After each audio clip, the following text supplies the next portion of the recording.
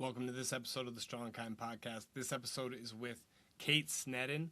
Kate is a doctor of physical therapy who works with ACLers, people who have torn their ACL and are looking to recover. She runs Helios ACL Project, which you can find that on Instagram or TikTok. Just go follow Helios ACL Project and you can connect with Kate. One of the hardest parts about the ACL journey, about the rehab journey, about the training journey, and about the journey of life is the amount of uncertainty and the fact that we want to try to control a lot of things to navigate that uncertainty. We think that if we can control everything, we won't have to feel the pain, we won't have to navigate the uncertainty, and we will somehow avoid the hard work that is usually just part of learning to live and both rest and work. We had a really good discussion on those topics. She got into what a lot of ACLers struggle with, and we just had a great conversation that I think can be really helpful for people struggling with pain, injury, their ACL, training, and life. Thanks so much for being here. Really appreciate it.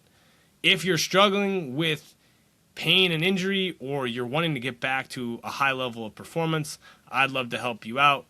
Follow me at dr.dave.strengthandkindness on Instagram. Shoot me a message, and I'm happy to talk about your goals and what we could potentially do to help you out.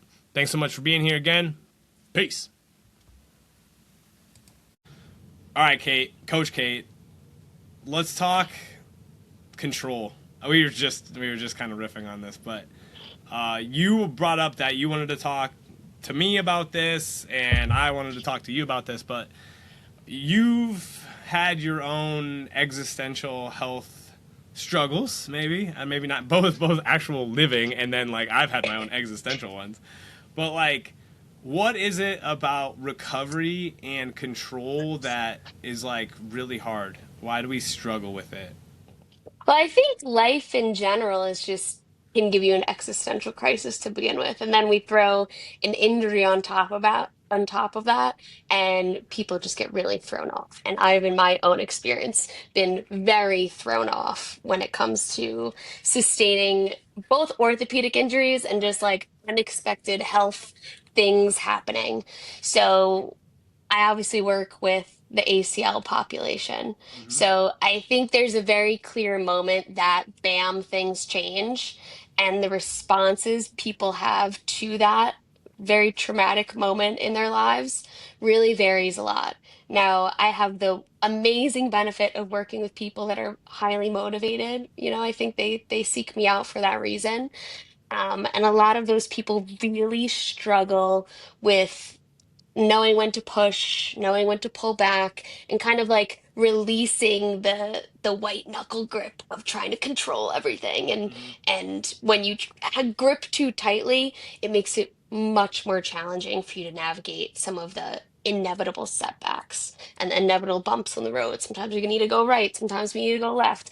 And to develop this skill of being adaptable and kind of releasing the need to control everything is really a practice. So I kind of wanted to hop on, talk about where you see this, talk about where I see this, and even in our own lives. Maybe where you've experienced it with me, I don't know, as my coach, but kind of give people a playbook per se, or at least hopefully they can draw something from this conversation that they find useful. Because, Yeah. a lot of times that behavior at a certain point can be useful, but then it can really go overboard and become super unuseful and work against you and your goals. So I think it's going to be a good one. Well, I think you kind of encapsulated a lot of what I like. My general, like my 30 seconds of my 30-second like phrase, my elevator pitch is like, you have to, if you're like the people who are gonna work with the coach, right? They're not really willing to accept kind of the status quo of like the system, right? So like you're very specifically helping people navigate ACL injuries, right? Which the reason you started your business is because you were inside of the traditional physical therapy system in the United States and you were just feeling very limited. Like that's a really simplistic way, but like, and you were also seeing people not get good outcomes, right? Me, I've just kind of always viewed like actual good like physical rehabilitation as just a lot of it is training, like doing good training, and building strength, but also realizing like the practice of training is both mental and physical and probably spiritual, right? Like when you do hard stuff, you feel a certain way. Like a lot of the people I work with, they like to do hard stuff because it drowns out the noise of life. But the problem is that then you can't just be physically pounding yourself into the dirt, right? Or they were former athletes and they don't have that competitive stuff anymore, right? So, but like, I think, well, question for you, because the ACL injuries, I mean, they are on the rise. They're like, I mean, maybe because people are generally more active, maybe because people are doing more high intensity things, but like as much as we want to try to control for it, they're still happening more and more, right? Yeah. Like, which is almost kind of the paradox of a lot of this stuff is like, we just saw two really high level people. I don't know if you pay attention to the NFL, but like Patrick Mahomes and I Micah did see Parsons, that. it's like Yeah. like, I'm a Packers fan. Like the Micah Parsons one hits hard, but like those people probably have the best access to like healthcare in the world, but the aggregated stress on them and just the general nature of playing a contact sport, stuff still happens, right? So I think some of it is us wrestling with like, why did this happen to me? Like I'm doing my stuff, or like, Yeah. I'm trying, like, and it's so some of that, I don't know where you want to go with that, but it's like, even even I have learned to accept that even if I take really good care of myself, I could still have a stroke at like 50 years old, or like I could still have a stroke next week. Like that scares the Oh shit my out of goodness, me. Dave, I hope not. I know, right? But I think there has to be some level of that absurdity of like, hey, I could go at any time, right? And so I need to just like when you surrender to that, it's almost freeing, which is very much paradoxical, right? I think you said that really beautifully. And it kind of brings me to in ACR recovery, like even if we do everything perfect, you pass every test, we get your limb symmetry perfect, are kicking our torque to body weight, all those measurements we look at for return to sport. You do a return to sport injury prevention workout every single day before you work out, shit could still happen. Yeah. And there's just so many factors that go into re-injury that there's no way we could control for all of them. So it's like, do you let that crush you and never move? I know your phrase is movement jail, or just never do cool stuff again.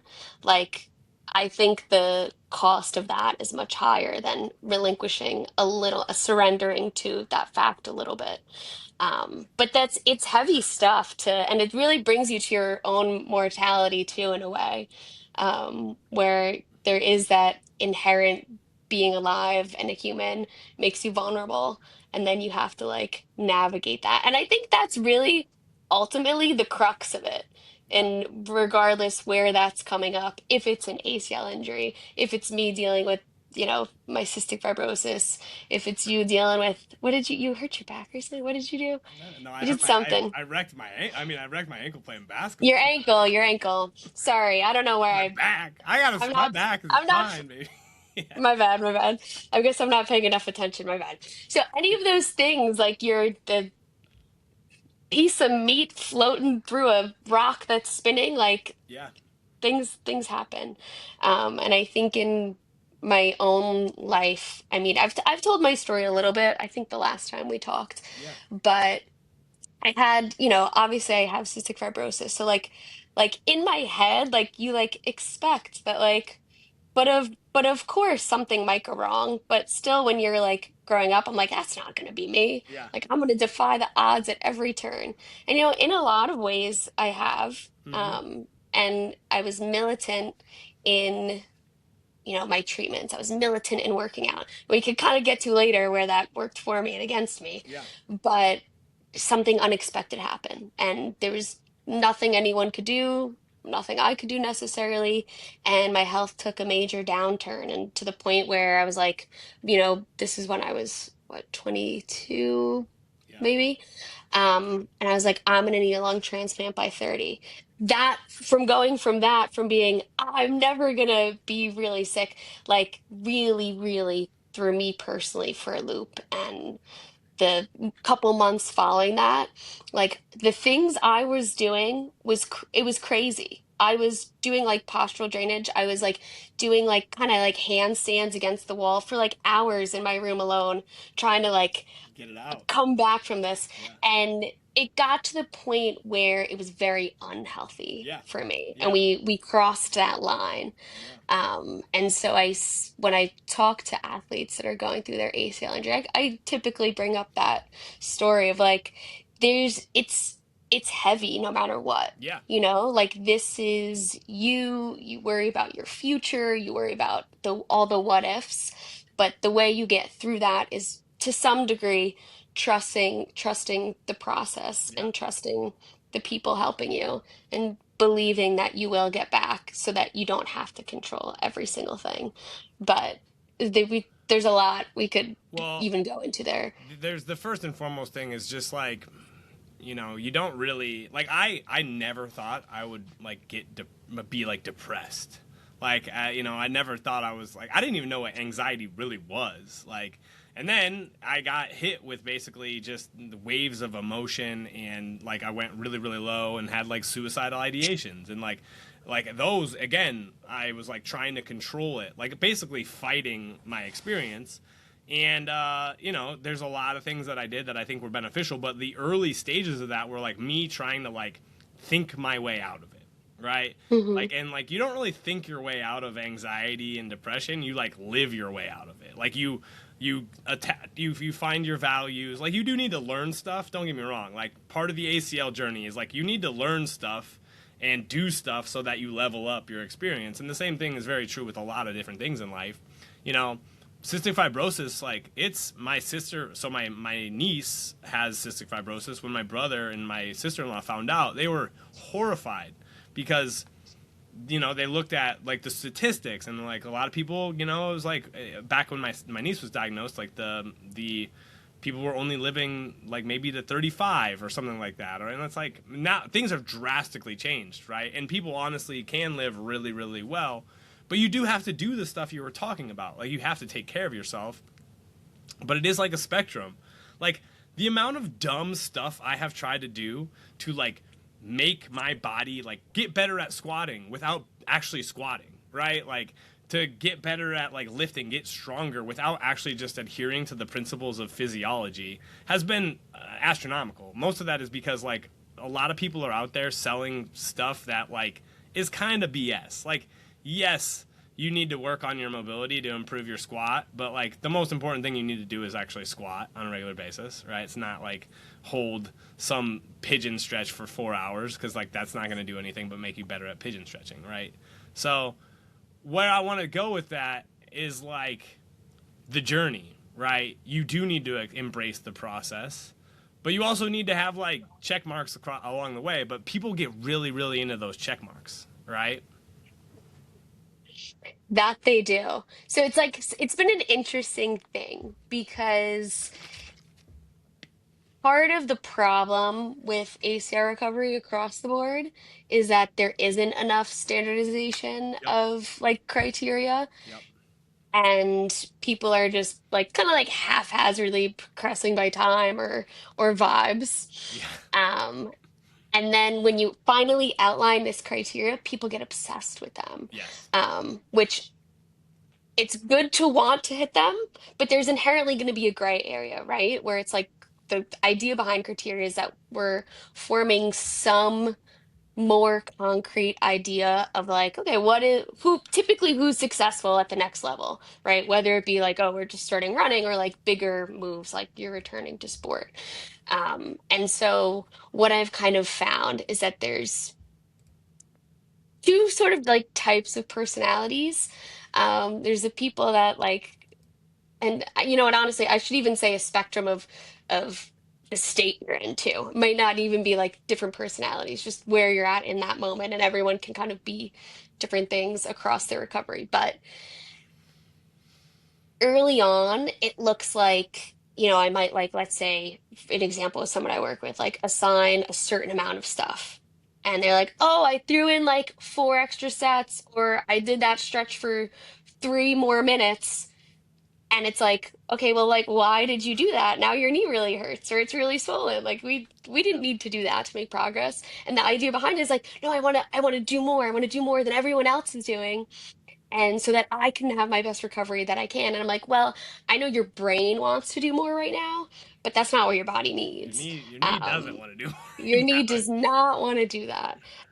And it's really walking the line of helping people navigate, okay, like what does it look like for me to like maximally push myself? And it's not the David Goggins approach, Yeah, typically, is what your body actually needs. yeah, And I appreciate him for his entertainment, but it's probably not the best way to approach like rehab in terms of making sure that you not only get better, but like sustain your sanity. yeah, And then I see this later on once someone starts to get like pieces of themselves back, where they can like go to the workout class and they say, okay, I'm gonna do your lifts, I'm gonna do Pilates on Wednesdays, I'm gonna go yes, to Barry's boot camp for arms, I'm gonna do it all, and then can we throw an extra run in? I'm like, whoa, whoa, whoa, whoa. Like, why? yeah, Why is that important for you to do? And when we start to strip it down, typically people are pretty uncomfortable with actually stillness yeah, because then you gotta face what it feels like to be still, yeah, which I resonate with a lot. yeah. I know that. Um, and We'll come back then to that it's too. I'm working on it. I'm working on it. Um, and then it's this feeling of, well, I'm not working on bettering myself all the time. That Yeah, must mean I'm not doing enough. yeah, So there's this kind of manifests in a bunch of different ways, and it's all the same thing. Like, I just want to control everything, and I'm very uncomfortable with stillness, and I'm very uncomfortable with the idea that I'm not exactly where I was before I got hurt at yeah, this exact moment. And I'm going to do volume, I'm going to push, push, push, and that's how I'm going to get there. And it's kind of like, that's not how human beings work. yeah, Um, yeah. But the messaging, so I mean, I was literally talking with someone earlier today about how Instagram is just not reality. Like even what I post, which is pretty like generally boring content, is still not the reality of like my training sessions. I'm showing you like a 1 second clip with like followed by like I'm sitting on my phone for 2 minutes, in between sets, or like it's just not that exciting and it takes way longer. Like we have created these like feedback loops that make people think that they always need to be doing something. They always need to be, and a lot of times too, people like almost buy into that because they were, at least when you're doing something, it's very clear that I'm doing something, right? mhm. Um, like I honestly believe like why people, this is a component of it. It's not the only reason. Why do people smoke? Because when you have a cigarette in your mouth, like you're engaging in something that like kind of gives you a hit of certainty. When you're drinking a beer, like you're kind of getting a hit of certainty. Like not good. It's making you feel like certain ways, right? But it is kind of like a little bit of like, okay, I know what this is. I'm soothing myself. Like, and a lot of this stuff, even if it's not good for us, because we're still getting stress hormones, quote unquote, pumped into us, which that's what is happening to some extent. If you're not rest is really productive for humans. Like it's sleeping is really productive. Doing tasks that are boring is pretty productive for us, right? And then actually allowing things to take the amount of time that they take is really good because rushing the process usually doesn't bode well. Like getting back to like what's the re-tear rate? You probably know this number better than me. What's the re-tear rate when somebody returns to sport before like 9 months? I don't know, maybe a year. So I'm gonna say it in a different Yeah, that's fine. way. It's 7 times higher if you go back before 9 months. Every month you wait after that, and this is what people run away with this statistic, so I'll explain a little bit Yeah, after. But every month after that, it goes down a certain percentage. yeah, But it's not just time. You yeah, have to be doing the right stuff in that time, which is where I unfortunately have to tell a lot of people that like they're not even close to where they thought they were. But moral of the story is if you rush the process, your body does not have time to incorporate the graft into your movement systems. yeah, And that's something that you might test really strong and you might be moving well, but the ACL is sending feedback to your brain all the time. So yeah, that neurological connection isn't quite formed yet. yeah, yeah. And so I've been thinking about a lot. This like I'm actually kind of like working on a post oriented around this, but like you work with a coach because that coach's job is to help you see your blind spots and actually manage those blind spots. Like a lot of people, I think the interpretation is like coaching is about doing more. It's about having somebody push me to a level so that I do more. And like there is an aspect of that. But a lot of it is that like the people, you know, whether it's ACL, whether it's like there are things that they are not, and some of those things are they are not resting well. Like they're not getting Yeah. enough sleep. They're not actually eating enough, right? And it's not that like we're gonna be like hard chargers about like that. That's not necessarily the intent of my program. But I do like if you're not eating enough and you're not sleeping enough, your training is not going to be very good, and you're not going to get the results you want, right? Um, and so it is to kind of, and it's also like people usually have biases. Like they do stuff because they're kind of good at it, and then they shy away from anything that is maybe beneficial. That they like, a lot of people don't like to front squat, even though like front squatting is a really good freaking productive squat variation. That just is, it takes a little bit of time and practice compared to like you know high bar or a back squat or even a leg press or whatever. So it's to some extent it's like a coach's job is to just help you see your blind spots and create a process that is actually going to take you where you want to go, not just because of a certain time frame, right? Or not just because of like the vibes, right? And vibes are important. Like let's be honest, vibes are important, but like there's a lot of doctors and PTs out there clearing people to return back to sport, not because of even vibes, because they just want to look like they did it fast, right? Yeah. I actually adore that explanation of a coach's role because I think there's so many, and that being said, usually when people start working with me, like we have some sense of how long things might take, Yeah. but and I'm like, listen, my goal is to get you to normal faster, but beyond that, we're gonna see where that Well, goes. if you do things well, it takes what it takes and it doesn't take longer, right? Like there's not very many ways to speed up tissue healing time, like legitimate tissue healing time. There's ways to like speed up compensatory ability to move, right? Which is not necessarily bad. There's a lot of ways, there's not a lot of ways to speed it up, but there's a shit ton of ways to slow it down, right? And Yes. my goal as a coach, as someone navigating pain or injury, is to help it actually take what it would ideally take if we do the factor, if we manage factors pretty well, right? Yeah, what I normally say is like your body knows how to heal. We just need to create the environment that it can actually do that. Yes. Because trying to hammer the nail over and over and over again is not going to be the solution. Um, and so in that, knowing kind of what the role of a coach is and what like we try to convey to people, the idea is that there is a certain amount of push. You're probably going to want to lean into things that you like more. I certainly do. You know, I that's know. what I have Dave for. I know. Um, and it helps you to take a step back and separate yourself from the emotion of it when you have a coach that kind of helps you navigate those ins and outs. And that's been at least my experience. And when someone can do that, because it's a whole process that we're constantly having conversations. You're going to almost have like relapses sometimes, right? And then Oh yeah. we circle back. But I actually had a check-in call with an athlete yesterday, and she it just made me so happy because she said that she's like she had like a little bit of a symptom. It wasn't something like major, and she's like, I know now that it's going to pass. Yeah. And in the past, this would have made me spiral with anxiety. And literally, the only thing we had to do was we were like ramping up her running. Yep. And I was like, we just started a whole bunch of new stuff. Yeah. Your knee's just asking us to deload a little bit. And it was such a night and day difference from when she had started back in the summer. She's like, I feel good about it. I trust that it's going to get better. And I was like, that's it. Yep. Like, that's the whole thing. Yep.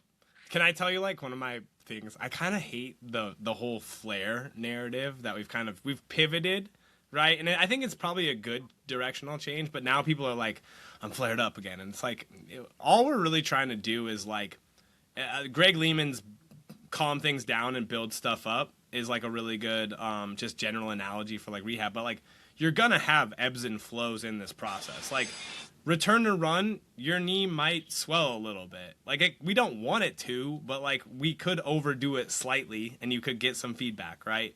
Like, to think that even with force testing moving into really good directions where it's easier to force test, you can help people figure it out. Like, you know, there's still going to be times where people push a little too much, and then you got to back off a little bit. And like, I just don't want people to quote unquote catastrophize that as like I did something wrong or like I'm screwed. It's like we just want to make. I was just kind of like think of it like we're these waves. We're just trying to make them smaller. Like we're just trying to course correct better and make sure the trajectory is upward. So, little rant on like the flare narrative. I don't know. People just Yeah. No, I understand where you're coming from. I think for me, we use it a lot because people's knees literally swell. You know that's what I mean? So it's like you like see it. Like you see there's a difference and yeah there was the other week. But I think as you move along in your journey, that obviously, well, the injury becomes less acute, yeah right? And so the idea is that you're forming more of a relationship with symptoms where it's just information. yes And obviously, the farther you get out, like nobody's knee goes back to factory settings. yeah If there was a way to do that, I 100% would be trying to do that for people. But you can get to a place where you understand what your knee is trying to tell you, right? And the idea is that your symptoms make sense. So if like you compete in Hydrox and you've had, an ACL injury 15 years ago and it hurts and it's a little achy after, it's like, oh my goodness, I did that. How amazing. yeah And exactly now I just need a little bit of a deload because that's the season my knee's in. yep And then we build back up and then I'm right back to kind of where I want to be. And so it's not always going to be this like linear thing. yeah So we've kind of moved away from control a little bit, but it's more so just not feeling like you should never feel a thing yes and trying to avoid that. And I think that's where people get like really spun out is that, well, I should never feel anything. I should just be awesome all the time. yeah And even if they don't say that out loud, like a lot of us kind of unconsciously think that or expect that, have that expectation that's super unrealistic. well we've created so much of a narrative like the United States I think is also kind of particularly we've like tricky because like in some European countries like being happy like is not like the expectation for people like people like it's just they have happiness, they have these things, but they kind of understand that like how people are is like fleeting and they're just kind of states, whereas like so much of the narrative in the United States is like you should be happy all the time. If like people ask you how you are, you just say I'm good, I'm happy, like XYZ. And it's like, well, because we also like I don't love to hear people's sob stories like on the street, like like but I think that was one of the things I really learned with in regard to like my emotional health. Like when I first became like a staff PT, like I loved school. Like I loved PT school. Even when I was a nursing assistant, like preparing for school, I had like this feeling like that I was at least moving in a direction, right? But when I got my first like staff PT job and I was in it for like 4 to 6 months, I was like, is this it? Like, is this like what I'm gonna do for the last like 40 years of my life? Is like, and again, there were moments when I loved it. I loved some like older folks coming in and getting on the new step and like trying to just get them to do squats and stuff like that. But I was like, I would get low and I'd be like, is this it? Excuse me, is this it?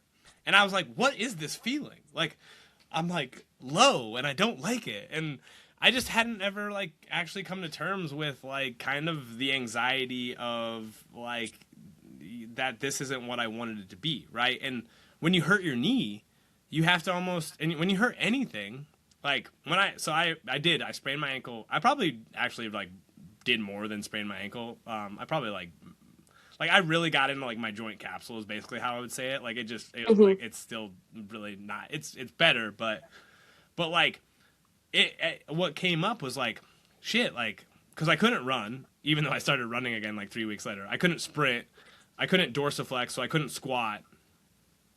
At least of those times, it's like, is my ankle gonna be screwed, right? Like, am I ever gonna get back to where I can do it? And like, I am. It's like 7 months post, and it still gives me some feedback, but I'm doing pretty much everything normal again, and it took what it took, right? But those fears and the identity shifts start to like take place, and it sucks, right? And it's no matter how much you do this, like you still get hit with the the even if it's temporary loss of your identity Yeah, or what you expected. And even if it's not like a conscious thing where if I don't squat, I'm not me. Like you like that. yeah, Like that really stinks if you're someone that can't squat right now. And that's like okay. It doesn't have to be this dramatic loss of function to matter too. So I think that like sometimes people gaslight themselves. Like when I last year I had like that I'm not going to say flare up because now I'm no, not it's okay. allowed. I'm not. It's I not that I had don't I like had it. hip bursitis You, that I was more aware of. yeah, Um and it was really really frustrating that I couldn't run. yeah, It was really frustrating. yeah, And I think there was a certain moment where I had to like face that like I was actually struggling mentally because of it. yeah, Um, and the way we navigated that is we found some other things I could push on, and then we problem solved through the things that we needed to, and it ended up coming back. But it's like even though we're coaches, even though we do this, like we're still susceptible to it because you're a human being. So like it doesn't have to be I can't play sports to matter. Like if you want to chase after your toddler, like that counts too. yeah, Um, yeah, so I just want to acknowledge that as well, that it's like yeah, all of those things are things that can kind of knock you off your kilter in a way you don't expect, and then force you to kind of go to a place where you don't want to be emotionally. yeah. And then how you respond to that is sometimes not healthy, in terms of what would be the better way to do it. I want to make clear that I don't think it's okay to flare things up. What I'm saying is though concept creep takes over with people, and then they're constantly worried about being flared Yes. up. Like it's the same. It's kind of the same. It's what humans do. Is we like start to. It's a control thing, right? Because if we can like identify if we can. I was thinking about this. Like engineers are awesome. I don't know how many engineers you like maybe work with though. Like if you get an engineer on your roster, like they're very mechanical in their thought process. A plus B, C, X, Y, Z. And like that's because that's a lot of what being an engineer is. But humans are first and foremost like emotional creatures, right? Like, and so there are times when some of this stuff, like, it's not linear, it's not perfect, it's a little messy, and we have to like maybe suspend a little bit of that, right? But like the tricky part, like with you and your hip, it's like there's this urge. I've been sick. I'm feeling really good. I'm just like still congested, but I hate freaking being sick because you know what sickness requires? You to chill out and rest, right? And I don't do that well. I've kind of just kept going for the last 2 weeks when I probably just need to like actually take a couple days and just literally do nothing, right? And I'm feeling like 95%. My wife got sick in the last like 24 to 48 hours. She hates it because it's almost Christmas, which is literally like her favorite time of the year. She's like, I don't want to be sick on Christmas. And it's like it's going to be okay, right? But it is that like expectation and reality, right? That like there's this expectation that Christmas is the best time of the year and I need to be on my A game for it. But the reality of it is my body right now is saying like, yeah, you need to like chill out a little bit, right? And we don't like that. And with really anything, like that's kind of the game that you're learning to play over and over again. Like you hurt your ACL, like you could get back to 100%. You also could not. You could do everything within your power and you still may not get to 100%, right? I kind of believe that there's a way. That's like almost my toxic optimism. Like if you really value the things you're pursuing, you'll probably make it work, right? To some degree. Again, maybe not 100%, but like you'll get back, right? but it's still gonna be like it literally is a journey that is going to break you so that you rebuild yourself in a way that is like a little bit more capable if you allow it to, right? Yeah, well said. And I think there's so many people that kind of come to me later on when they've like had things go wrong, and then now when they know what to do, try to overdo it to make up for lost time, and Mm-hmm. that's just like not how it works.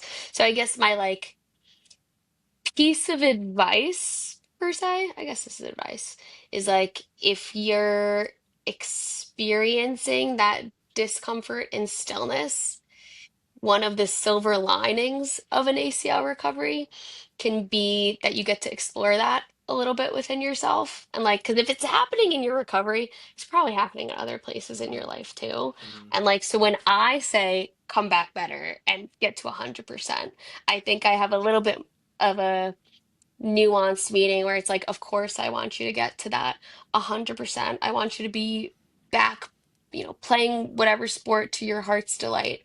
But I think the sometimes injury can be a catalyst for those kind of like deeper changes that we need to make in ourselves. And if you think that everything happens for a reason, maybe that can be the silver lining for you, because if you find yourself doom scrolling and procrastinating and filling your life with just what I'm going to call it, fluff, I guess, or constant busyness, Yeah. then you're probably avoiding something too, which is kind of what I learned in my own journey. And I think not that my role as a coach is to help people explore that part directly, but I think there's a lot in injury and recovery that can make you just grow as a person, even outside of like the physical comeback. Yeah.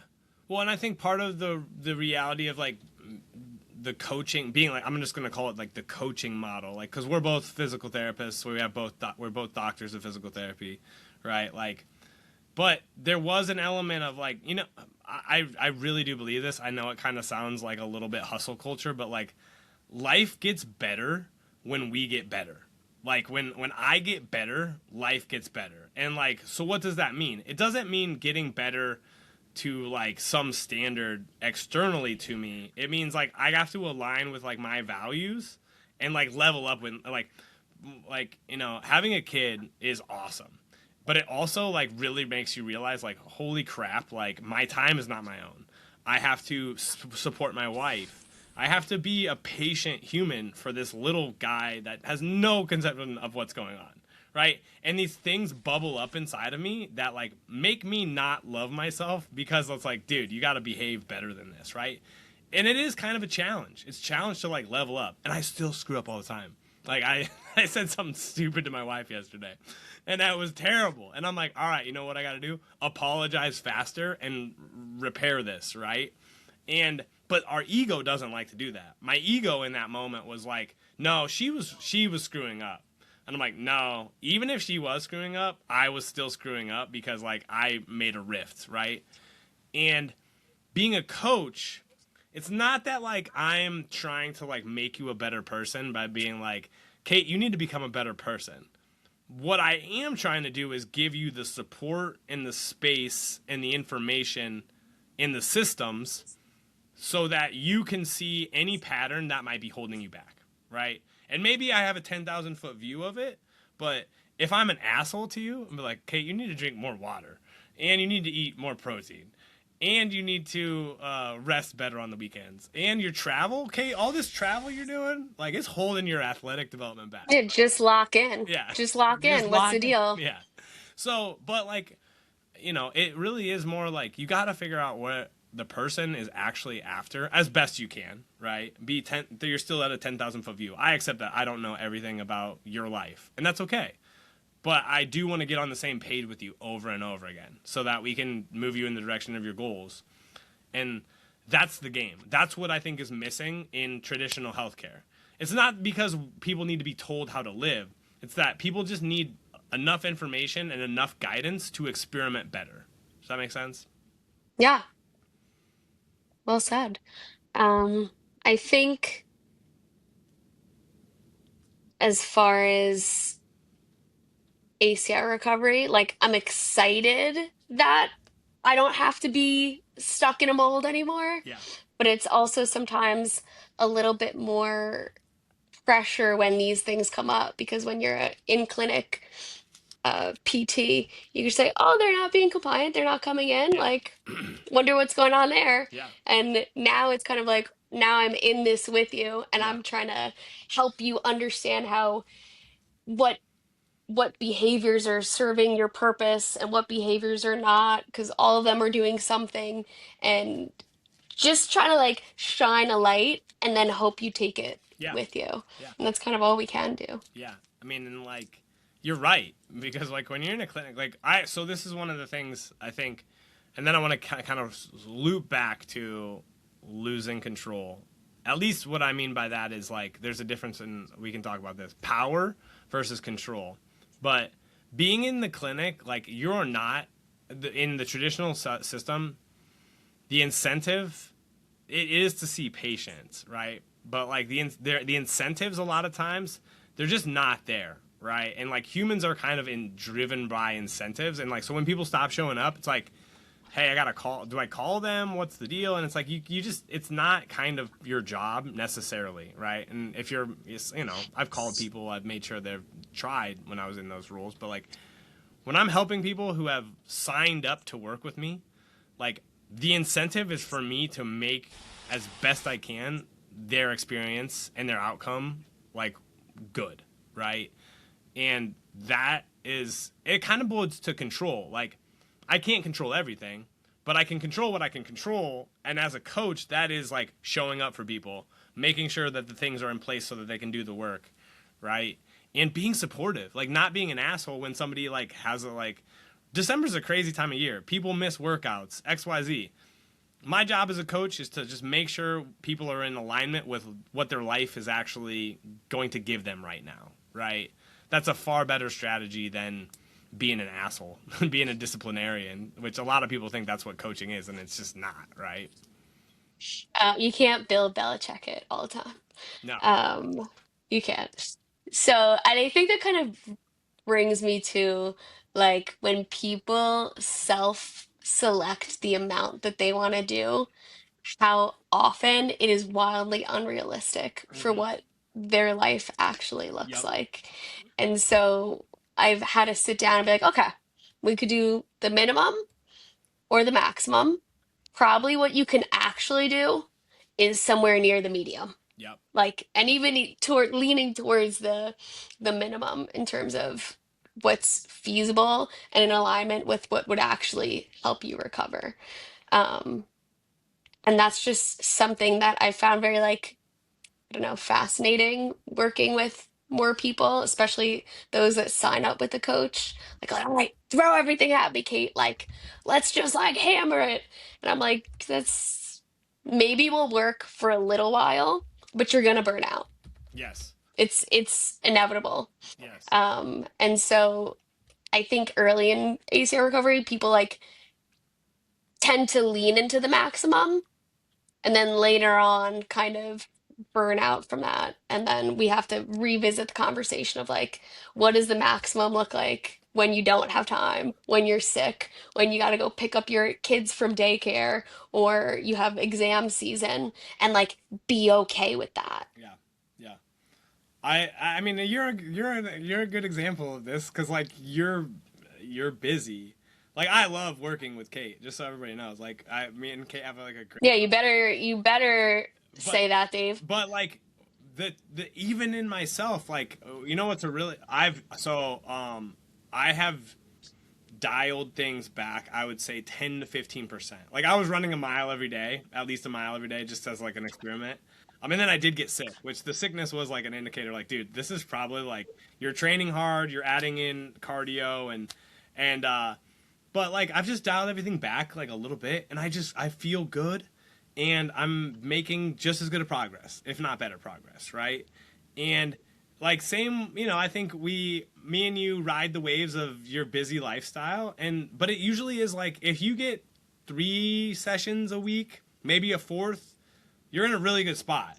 But like, and I have, we kind of have like five laid out. But it's like if that's like a really ideal week. But like, you just understand that we just stack up the dose over and over again. Good things happen, right? But there is that level of the more I do, the faster the progress is going to come, and that's going to be better, right? Or and it's like, but humans just nothing works like that. Even like the highest level of athletics, it's like they're still working within this bandwidth, right? Of like this is the minimum effective dose. This is like me performing like super hard for a couple days type of thing. And then training usually hopefully is like somewhere closer to the minimum effective dose for the most part. Now, that high level out athlete, probably because it's their job, the minimum effective dose is a lot more than like the average humans. But it's the same principle, right? Um, and that's the thing like that Instagram doesn't show you, right? That's the thing that like our brain is not attracted to. Like do the least. I try to think about how to say this all the time in a way that makes it not sound terrible, but like you should be as lazy as possible while still trying to get the results you want, right? I don't know if I have a perfect phrase for how to get people to like get it, because it's like, of course I want you to work really hard. You're gonna work really hard, but then we have to Well, create space for that to actually matter. And it doesn't have to be Normatec boots. It doesn't have to yes. be manual therapy and massages. It doesn't have to be electrical stimming with needles your legs for it to count as recovery too. Yes. And that's another way that people disguise doing extra when it's really not. Yeah. Because there's stress involved in like, oh, I missed that a session. Oh, I'm not like, like that's still that's the thing I think about the most is like I've been telling more and more people I don't know if I've told you this, Kate, but like, okay, there's rest and digest and there's fight or flight. Most people are like chronically in some form of fight or flight, right? And like ask yourself, how often am I in rest and digest? Am I in rest and digest right now? Like, and have I been in it at all today? Right? And yeah, like all that stuff you just mentioned is just like it is kind of a disguise for I'm doing something to do nothing when it's like you could just do nothing. You could just lay on your couch and Yep. it'd be great, right? But so I don't know if you've ever heard this, but like there's a good book called The Perfectionist Guide to Losing Control. It's actually oriented for like more women, but I read it as part of like to give to like Honey Badgers, which is the business coaching group that we're both in. But she calls it like control versus power, and control is like not being able to. You're trying to control the waves. Like instead of letting the waves come and you ride them, you're saying no. I'm gonna not have these waves, or I'm gonna have the waves that I know how to ride. Right. Whereas power is like knowing that you can ride the waves that come at you. Right. Love that. Love that. Mic drop moment. Are you gonna get me to read another book? Is that what's happening? Did you Oh read the man. book I sent you? Have you read the book? Oh man. I did. Not reluctantly. I read the books you sent me, but I don't really like reading, it turns out. I made sure one of them was very short. So Yeah, Dave sent me a picture book. no, Well, there was pictures in it. there was pictures in it. Through diagrams. Yeah, Um, true. no, but that's a really good way of putting it. And it's like no one would try to fight the ocean. Like you can't fight the ocean. So I think life's a lot like that. Yeah, yeah. Should we leave those as like our final words?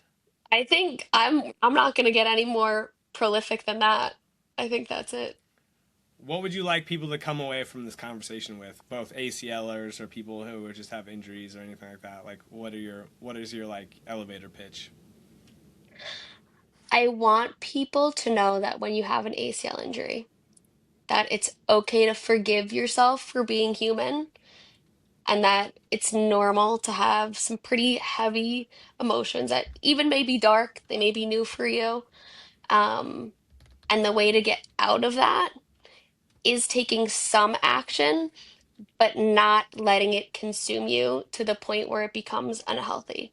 So find someone that can help guide you on navigating how hard to push, how hard to pull, right? Even if that's your like local PT, right? Yeah. That's okay.